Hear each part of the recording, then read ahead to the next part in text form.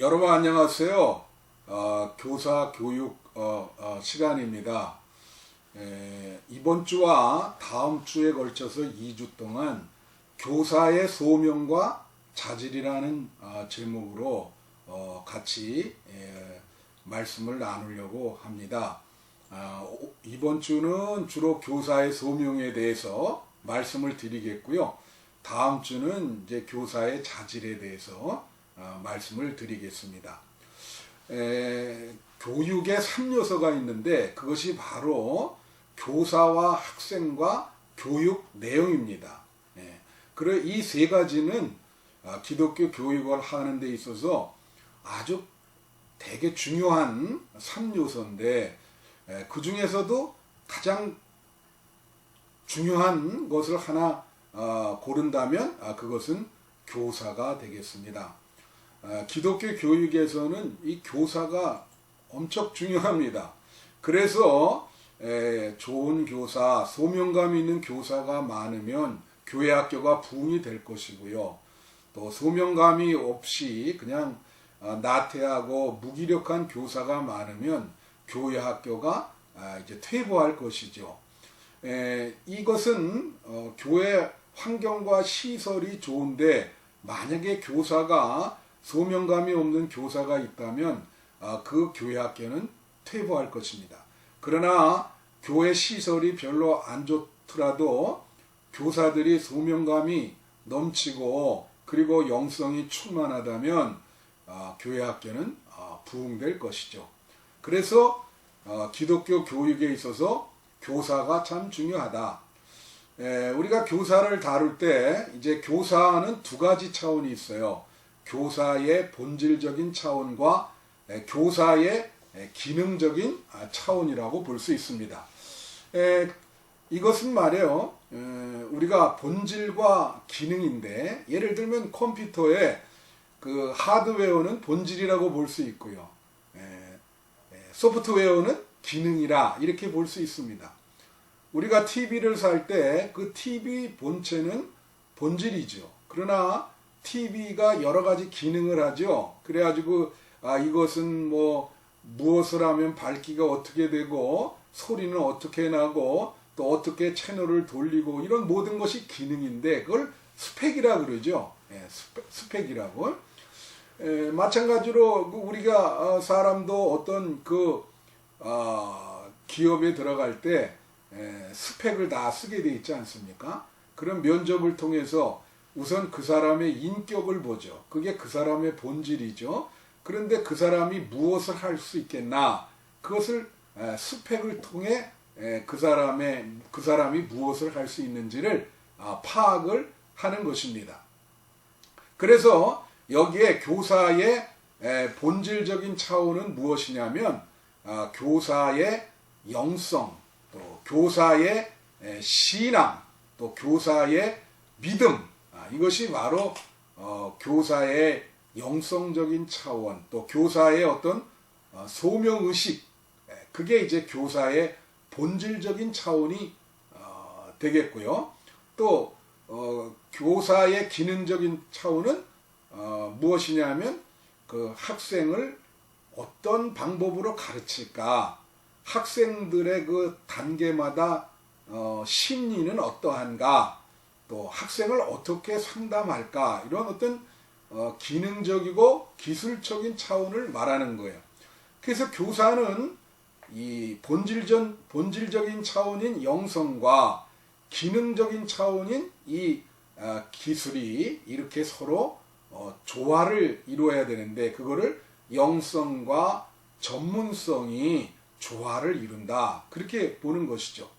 그래서 오늘 이제 시간에는 이제 교사의 영성 부분을, 교사의 본질적인 차원을 이렇게 다루려고 하는데요. 이것을 잘 다룬 책이 이 파커 팔모의 이 원어는 To Know as We Are Known이라는 그런 책입니다. 이거는 옛날에 장신대 교수였던 박은호 교수님이 이제 번역을 한 건데 기독교 교육의 영성, 또 기독교 교육의 인식론이라는 제목으로 번역이 되어 있습니다. 그런데 이 파커 팔머의 이 책은 교사의 영성을 다루고 있는데 이것은 IVP라든가 여러 가지 다른 출판사에서 가르침과 배움의 영성이라고 하는 그런 제목으로 번역이 많이 돼 있습니다. 이 파커 팔머가 이 책에서 얘기하는 것은 교사는 어떤 가르치는 공간을 이렇게 창출해내는 사람인데 교사는 말이죠. 교사의 그 영성은 교사의 바람직한 영성은 지식이라고 하는 것을 객관적으로 이렇게 바라보는 것이 아니라 지식이라고 하는 것이 주관과 객관이 합일이 돼서 결국은 지식은 사랑하는 것이다. 그렇게 얘기를 합니다. 교사가 인식 대상과 인식 주체를 구분하지 않고 그것을 서로 교제하게 만드는 그것이 교사의 영성이다. 그래서 교사의 영성은 지식인데 그 지식은 결국은 사랑하는 것이다. 그렇게 이야기를 하고 있어요. 이 책의 근거에서 조금 이제 이야기를 하려고 그러고요. 이제 다음 시간에 그 교사의 기능적인 차원 그거에 대해서 이야기할 때는 웨인 루드라고 하는 사람이 쓴 The Art of Teaching Christianity라고 하는 그런 책입니다. 바로 요 책인데요. 요 The Art of Teaching Christianity. 요 책은 부족한 제가 이제 감리교 교육국 출판사에서 제가 번역을 해서 이제 출판한 책입니다. 오래된 책인데 이 보통 아트라 그러면 예술이라고 하는 말인데 여기서는 기술이라 그렇게 번역을 해요. 그래서 The Art of Teaching Christianity는 기독교를 가르치는 기술이라. 왜 여러분 잘 아는 에릭 프롬의 The Art of Loving이라고 있습니다. 그것도 아트가 예술이 아니라 기술이거든요. 사랑의 기술 이렇게 하는데 이 웨인 루드라고 하는 사람은 원래 우리나라에 제가 번역한 이 책 말고 먼저 나온 번역한 책이 있는데 그게 Understanding Christian Education이라고 오래전에 이화여대에 재직하셨던 손승희 교수님이 그것을 기독교 교육이라고 하는 책으로 번역된 일이 있습니다. 그래서 다음 주에 이 교사의 자질, 교사의 기술 이런 거에 대해서는 이 책을 참고하겠고요. 오늘은 이제 교사의 영성 부분은 우리 파커 팔머의 이런 책들을 참고해서 여러분들에게 말씀을 드리겠습니다. 자, 교사의 이 영성, 교사의 이 본질적인 차원을 이렇게 다루려면 우선 영성에 대한 정의가 필요하죠. 하워드 가드너라고 하는 교육학자가 있습니다. 이 사람이 요즘 얘기하는 게 뭐냐면 영성지능이라는 걸 얘기해요. 여러분 우리가 그동안 IQ, 지능이죠. 그리고 또 감성지능, EQ 뭐 이런 얘기도 했고요. 신체지능이라고 하는 것도 공간지능 뭐 이런 얘기를 해요. 그런데 이 하워드 가드너라는 사람은 영성지능이라고 하는 걸 이야기합니다. 사람마다 어떤 그 우주의 진리를 깨닫는 어떤 그런 능력이 다르다는 거죠. 그것을 영성지능이라 그렇게 이야기를 하고 있습니다.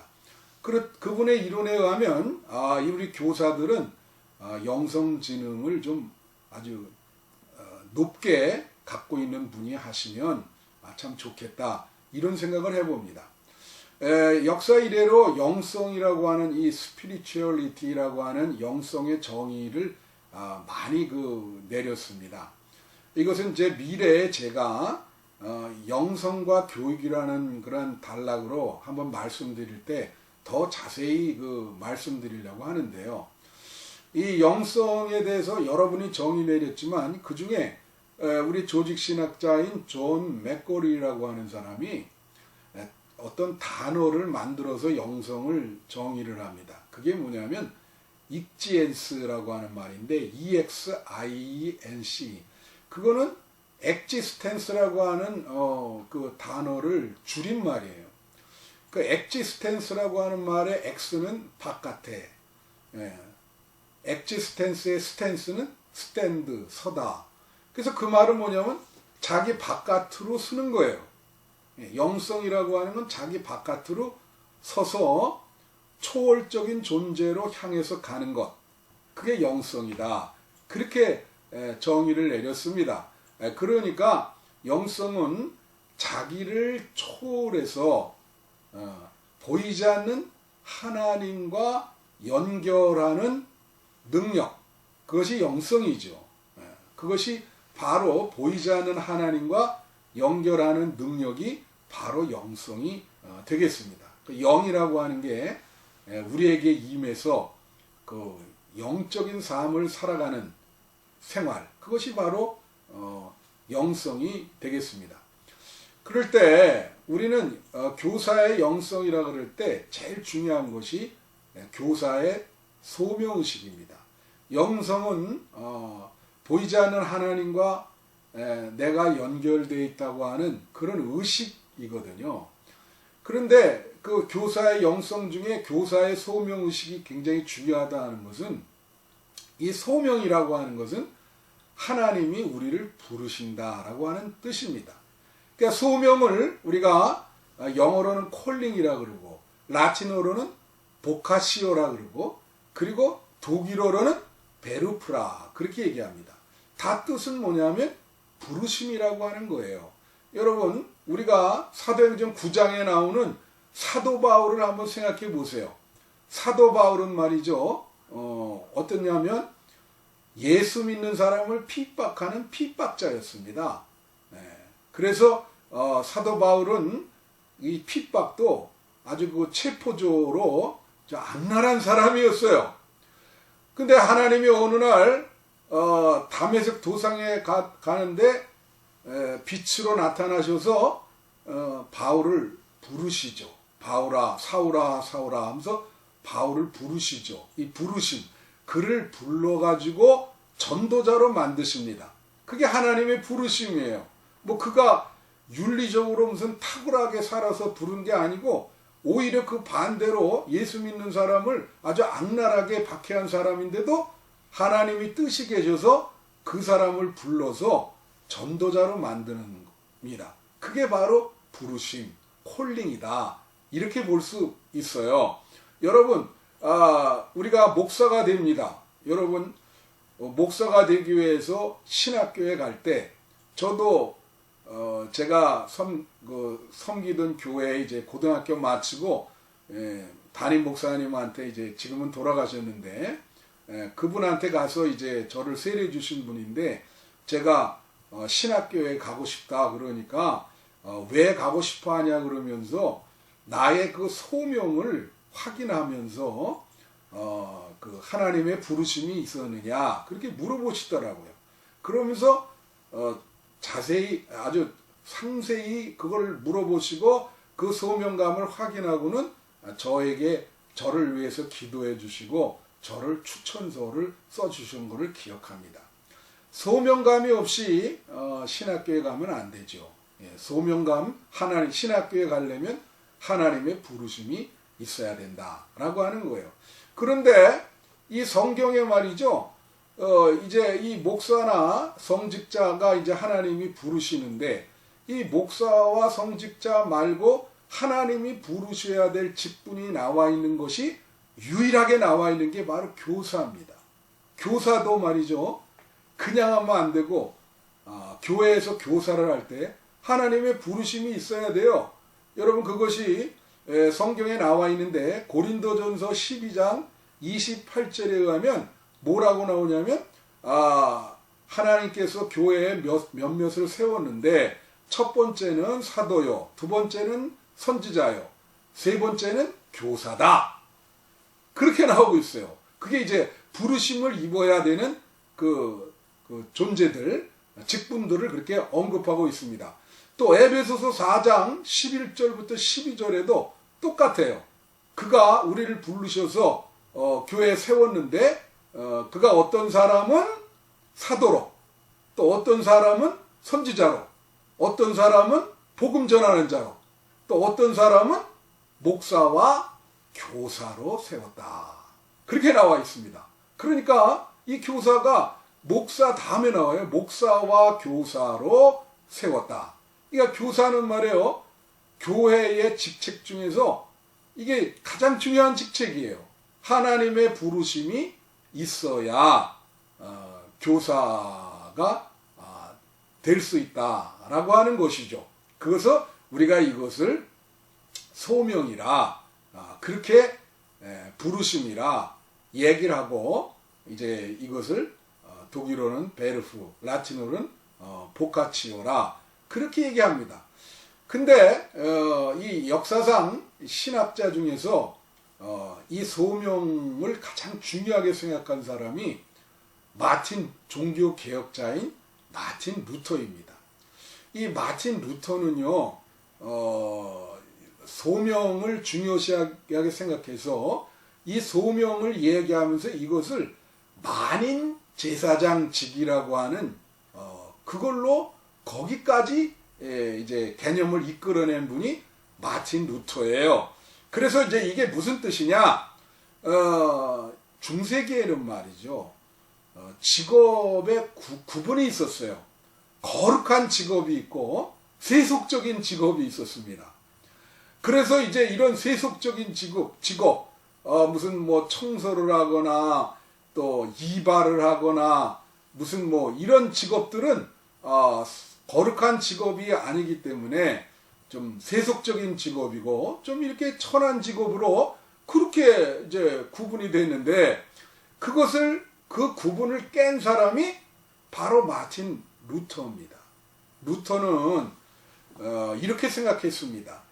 이 세상에 모든 사람들의 어떤 직업은 다 거룩한 것이고 하나님이 이 세상을 향해서 봉사하게끔 부르신 것이고 소명을 준 것이다. 그렇게 생각했어요. 그래서 독일어에는요 이 소명이 베르프인데 이 다른 말로는 이 똑같은 뜻이 있는데 직업이란 뜻도 됩니다. 이 소명이라고 하는 이 베르프가 소명도 되고 직업도 돼요. 그래서 이 루터는 뭐라냐면 모든 직업은 다 하나님이 이 세상에 보내셔서 우리로 하여금 세상에 봉사하게끔 부르심을 받은 것이기 때문에 교회에서 목회하는 목사만 부르신 것이 아니고 이 세상에서 청소하는 사람도 하나님이 부르셨고 교회에서 목회하는 목사만 제사장이 아니라 청소하는 분들, 뭐 이발하는 분들, 또 무슨 남을 치료해 주는 분들 이런 분들은 다 제사장이다. 그렇게 얘기를 했어요. 그게 만인 제사장직입니다. 그래서 말이에요. 이것이 제가 이제 이런 경험인데 서양 문화에는 이것이 말이에요. 이 마틴 루터의 이런 소명론이 아주 그 문화적으로 정착되어 있습니다. 제가 신학교 다닐 때 미국 유학을 갔다 온 어떤 교수님 간증을 들은 일이 있어요. 그 교수님이 거기 가서 참 그 학비도 모자라고 생활비도 모자라서 어떤 빌딩에 청소부로 취직을 해서 그렇게 이제 그 아르바이트를 하면서 그 공부를 했다 그래요. 근데 이제 그분이 하시는 말씀이 아니 그렇게 아르바이트를 하는데 이제 뭐 자기는 1시간 하고 10분 쉬고 하는데 너무 힘들어서 1시간 일을 할 때 남이 안 보면 좀 이렇게 쉬고 그랬다는 거예요. 그래서 좀 이렇게 약간 농땡이도 치고 그렇게 하면서 시간 어영부영 보냈는데 아니 그 같은 학교에서 일하는 어떤 대학생이 백인인데 말이죠. 거기서 청소를 하는데 정말 이 친구는 그냥 땀을 뻘뻘 흘리면서 남이 보든 안 보든 1시간 일하고 10분 쉬고 그러면서 아주 최선을 다해서 청소를 하더라는 거예요. 정말로 보든 안 보든. 그래서 한번 물었어요. 이 교수님이 물었다는 거예요. 아니 그 사람 보지도 않는데 대충대충 일하지 뭐 그렇게 열심히 뻘뻘 흘리면서 청소를 하냐 그랬더니 그분이 하는 말이 내가 비록 이렇게 아르바이트라도 요 기간만큼은 하나님께서 내가 이 건물을 깨끗게 하라는 그러한 사명을 주시고 나를 부르신 거기 때문에 그 하나님의 부르심에 합당하게 하기 위해서 나는 남이 보든 안 보든 열심히 일한다. 최선을 다해서 땀 흘리고 일한다. 그렇게 대답을 하더라는 겁니다. 그래서 이 교수님이 거기서 큰 깨달음을 얻고 야 그래서 이렇게 노동을 할 때 열심히 일하는구나. 어영부영하지 않고 그걸 자기가 그런 어떤 그 소명의식 그 신앙심을 깨달았다는 거예요.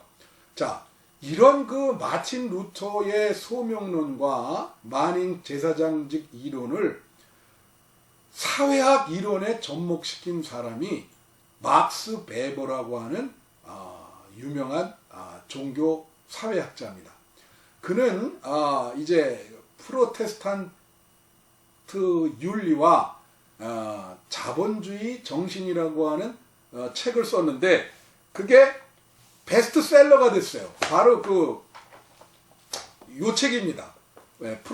프로테스탄즘의 윤리와 자본주의 정신이라고 하는 요 책.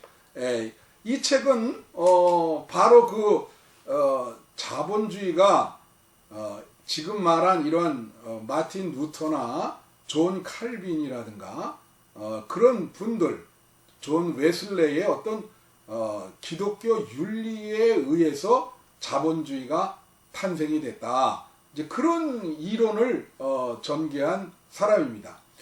우리가 이 막스 베버의 이런 사회학 이론은 당시에 여러분 잘 알다시피 칼 막스라고 하는 사람이 자본론을 썼잖아요.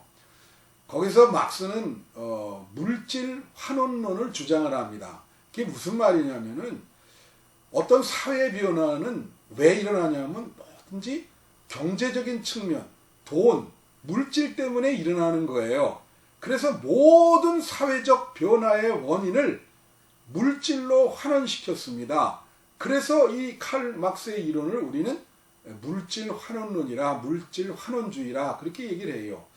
근데 막스 베버가 이 책에서 시도한 거는 사회 변화라고 하는 것이 물질도 원인이 일부 있지만은 여러 가지 다양한 원인에 의해서 사회가 변화되는데 그 중에 큰 원인 제공의 하나가 뭐냐면 정신이다, 이념이다, 종교다. 이제 그렇게 이야기를 하면서 이 책을 쓴 겁니다. 그래서 이 책에 나오는 대표적인 이야기가 뭐냐면 여러분 마틴 루터가 이제 소명을 얘기했잖아요. 그래서 청소부도 하나님께 소명을 받은 것이다. 그러니까 이 사람은 청소부라고 하는 직업을 그냥 일반 세속적인 직업으로 생각하지 않고 하나님이 나에게 이 세상을 위해서 봉사하라고 준 직업이다. 이렇게 생각을 하니까 얼마나 열심히 일을 하겠습니까? 막 최선을 다해서 열심히 일을 하죠. 그러다 보니까 돈이 많이 쌓이게 된다는 거죠. 그래서 자본이 축적돼서 자본주의가 생겼다. 또 칼빈은 여러분 그 책에서 칼빈도 다루고 존 웨슬리도 다뤄요. 그리고 침례교도 다룹니다. 다 종교적인 걸 다루는데 예를 들면 칼빈은 예정론을 주장을 했잖아요. 그래서 자기가 구원 받을지 안 받을지 알 수가 없어요. 그래가지고 그걸 자기가 구원받는 것에 대한 확신을 얻기 위해서 두려움 속에서 열심히 일한다는 거예요. 그래서 열심히 일해서 결국은 거기서 또 자본이 축적된다라고 하는 것이 이 막스 베버의 이론입니다. 그래서 이렇게 보면요, 참 전 세계적으로 보면 그래서 그런지 이건 그냥 비교입니다. 이 카톨릭이 들어간 나라들은 경제적으로 잘 번영이 되지 못하고 잘 못 살아요. 보면 이 남미가 카톨릭이 많이 들어갔잖아요. 그리고 아시아에서도 필리핀, 예, 그런 나라. 유럽에서도 이제 스페인, 이탈리아 그런 나라들입니다. 근데 개신교가 들어간 나라들, 미국, 독일, 또 영국, 이런 데는 이런 마틴 루터의 소명론, 이 청교도의 기독교 윤리가 들어가서 그게 번영을 했다. 이제 그런 이론이 되겠죠. 그래서 이런 이론으로 이건 좀 난외의 얘기지만 이 아시아에서 제일 먼저 근대화되고 번영된 것이 일본이지 않습니까? 그래서 이 막스 베버의 이론을 그대로 이어받아서 로버트 벨라라고 하는 사람이 아시아에서 왜 일본이 그렇게 빨리 번영되고 근대화됐는가, 이것을 연구해서 책을 냈는데 그게 바로 요 책입니다. 이게 도쿠가와 종교, 도쿠가와 릴리존이라 그러는데, 이 도쿠가와 릴리존에서 얘기하는 거는 뭐냐면 일본이 이렇게 번영하고 근대화된 이유는 에토 시대에 개인보다도 집단을 먼저 생각하는, 이 공동체를 먼저 생각하는 정신이 바로 일본을 근대화가 먼저 되고 번영하게 됐다. 그렇게 얘기를 하고 있어요. 근데 마틴 루터는요, 이 소명론을 펼치면서 정치가도 소명을 가져야 된다. 정치가로서의 소명이 없는 사람은 정치가가 되면 안 된다 그랬습니다. 그래서 이 막스 베버가 1919년에 뮌헨 대학에서 학생 강연한 것을 이제 책으로 낸 게 있는데, 그게 독일어로 Politik als Beruf예요. 그게 뭐냐면 소명으로서의 정치라고 하는 뜻인데, 그걸 어떤 분들은 직업으로서의 정치라 이렇게 번역하는 분도 있더라고요. 책이 번역돼 있죠. 그런데 그거는 사실은 소명으로서의 정치가 맞는데, 그 책에 보면 정치가도 소명이 있어야 되고, 그러니까 소명이라는 건 하늘의 부르심이 있어야 된다는 거예요. 그 부르심이 없이 정치가로 나서면 안 된다. 이 사람이 얘기하는 것이 한 세 가지인데, 하나는 뭐냐면 정치가는 신념 윤리와 책임 윤리입니다. 어떤 신념이 필요한데 그 신념을 펼치는 건 좋은데, 그 신념을 펼쳐서 나타나는 결과에 대해서 책임을 질 줄 알아야 되는 거예요. 그게 이제 정치가가 신념 윤리와 책임 윤리를 동시에 가지고 있어야 그 사람이 소명감 있는 정치가다, 이렇게 보고 있는 거죠. 그리고 이제 정치가가 소명을 갖고 있다고 하는 그것은 뭐냐면 세 가지 요소를 얘기를 하는데요. 신념을 펼칠 열정을 갖고 있어야 되고, 그것이 나타나는 결과에 대해서 책임을 질 줄 알아야 되고, 그 두 요소 간의 균형 감각을 가져야 된다. 균형 감각을 잃으면 그게 뭐냐면 정치가가 제일 나쁘게 되는 게 허영심을 갖는 거랍니다. 어떤 야망을 갖고 허영심을 갖는 거. 그 허영심을 가질 때 정치가는 잘못된 길로 간다. 그래서 정치가는 역시 소명이 있어야 된다. 그렇게 생각을 하는 거죠. 자, 그러면 교사도 이제 본론으로 들어가서 소명을 가져야 돼요. 그리고 하나님의 부르심이 있어야 돼요. 성경에 목사와 교사가 하나님의 부르심이 있어야 된다. 그렇게 나와 있습니다. 자, 그러면 교사가 내가 소명감이 있느냐 없느냐, 그걸 어떻게 우리가 살필 수 있느냐. 먼저는 교사와 그리스도, 예수 그리스도와의 관계를 한번 생각해 보십시다. 교사된 여러분이 그리스도 안에서 살고 있는지. 독일의 신약학자인 다이스만은 기독교인과 그리스도와의 관계를 물고기와 물과의 관계다, 그렇게 얘기했어요. 여러분 물고기가 물을 떠나서는 살 수 없지 않습니까? 그래서 기독교인은 예수 그리스도 안에 살아야만 살 수 있어요. 여러분 교사들 예수 그리스도 안에 살고 계신지. 그래서 어떤 분은 교사의 영성을 정의하기를 이렇게 얘기를 했습니다. 성령의 인도하심을 예수 그리스도 안에서 성령의 인도하심을 따라 하나님과 연합하기 위해서 나아가는 그것이 바로 교사의 영성이다. 그래서 먼저 교사가 영성을 소명감을 확인하려면 그리스도와의 관계를 확인해야 되고, 두 번째로는 자기가 지금 가르치는 거를 한번 반성해 볼 필요가 있어요. 형식적으로 가르치진 않나, 나태하진 않은가, 무기력하지는 않은가, 타성화에 젖어 있지는 않은가, 매너리즘에 빠지지 않은가, 그것을 한번 살펴볼 필요가 있죠.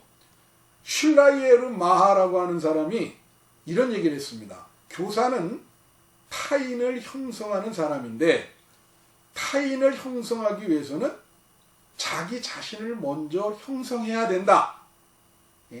자기 자신의 어떤 그 영성을 먼저 잘 훈련시키고 수련하고 개발해야 타인을 형성할 수 있다. 그렇게 얘기를 했습니다. 여러분, 독일의 이 교육 철학자 중에 슈프랑거라고 하는 분이 있어요.